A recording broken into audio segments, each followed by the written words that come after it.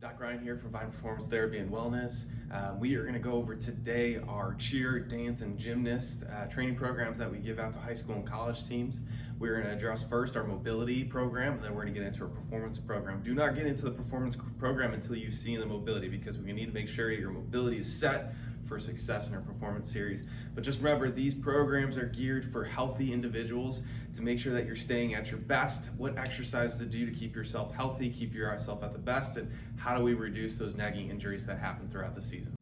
This mobility corrective is going to go after loosening up the ankle. We're trying to improve our dorsiflexion and our ankle here. Dorsiflexion is bringing our foot up towards you.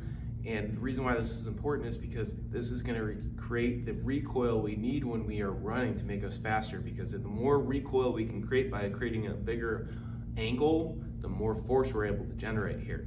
So this is how this one looks. Okay, we're going to get set up in a lunge position. Okay, we're going to be in a very tight lunge. So you're going to notice my foot is almost in line with my knee here. And what we're going to do is you are going to sit on this foot with this knee. Okay, and you're going to drive your knee forward, straight forward, and you're going to hold that.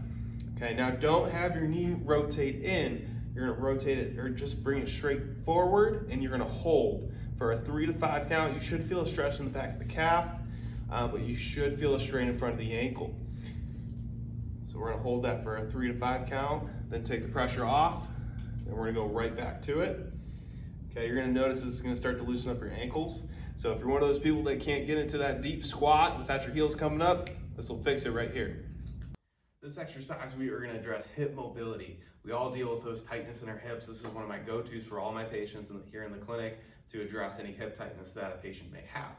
What's really great about this one is you're going to notice a great change the more consistent every day that you do it. So it's something that you need to focus on each and every day to challenge and start to loosen up your hips in a gradual process. But what's great is about loosening this up is it's going to allow for a better squat. It's going to allow for more agility side to side, allow you just to open up and move a little bit better for any sport that you play in. How we set this one up is we're going to sit on the ground and we're going to get set up in a 90-90 position. The most important thing being is 90-degree bend in each knee, especially this one that's on the outside. Okay, if this one's tucked in, it's not going to do anything. You're going to do the stretch mobilization and you're not going to feel anything. But if you keep this at a 90-degree bend, if you have hip tightness, you're going to feel a strain when you bring yourself upright, trying to bring your bottom to the ground. Now you only hold this for about a 5 to 10 count. We're not holding for anything too long because this is an aggressive mobilization to loosen up the hip. Make sure you're not feeling any knee pain down here, because then we have to modify and this would not be the right mobilization for you. So when we hold this for a 10 count, then you can bring yourself back to the side. That takes the pressure off, everything's on slack, and you can go right back to bringing it up. I always suggest doing this about 8 to 10 reps, holding for about a 5 to 10 count, depending on your tolerance. And also just make sure you do this on both sides. In this exercise, we are going to go after trying to loosen up the spine.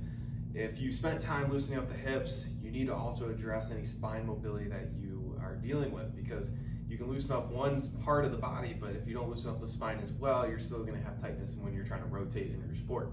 So how I like to set this one up, I call this the iron cross body stretch. You're going to lay on your side, whichever side you want to start with. And what you're going to do is you're going to bring your top leg up, and then you're going to use your opposite hand and place it on top of the knee, while this other hand is resting out flat, so there's no stretch, no rotation going on right now. But in this position, what I'm going to do is I'm going to lift my arm up, rotate straight back as far as you can while keeping your knee down. So you're using this hand to push and keep your knee down, and you're trying to reach as far as you can for a good stretch. When you reach that end point, you want to take a deep breath in and out. That'll be 1 rep, and then come back down, reach across, and then go back to it. I like to prescribe doing about 8 to 10 reps here. And every time you do a rep, you take a deep breath in and out, and make sure you do this one on both sides. Next exercise is going to focus on not just spine mobility, but also our shoulder mobility. So it's a great combination to work both in, because so many times when we're reaching up, we're twisting in some form or fashion in our sport. So it's a great exercise to put the two together. So in previous videos, I've done an iron cross body stretch. This is our iron cross body stretch with an arm reach. And so this looks very similar to the other one. But instead of just rotating up, we're going to get set up in the same way. So top leg is up, bent, opposite arm on hand on knee.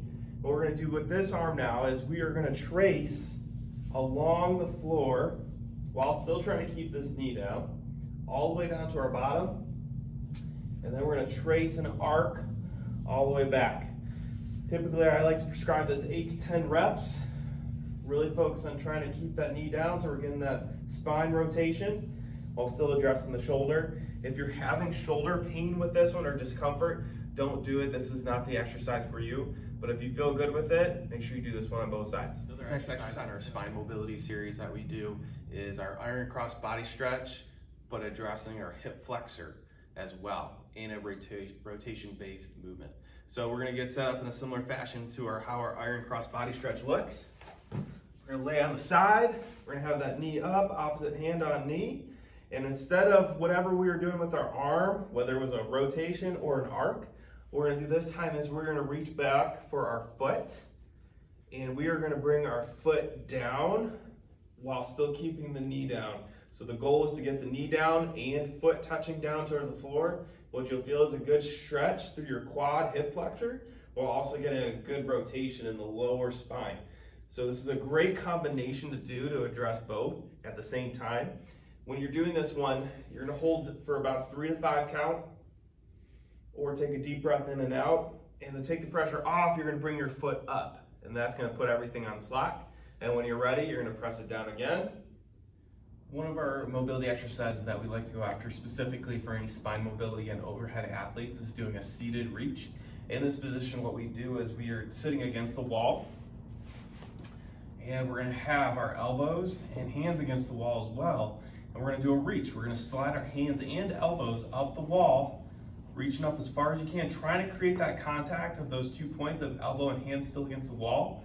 You're climbing and then coming back down in a controlled movement, up and down. It's okay if your lower back starts to arch and not have contact against the wall in this, because what we're really focused on is trying to loosen up that upper back.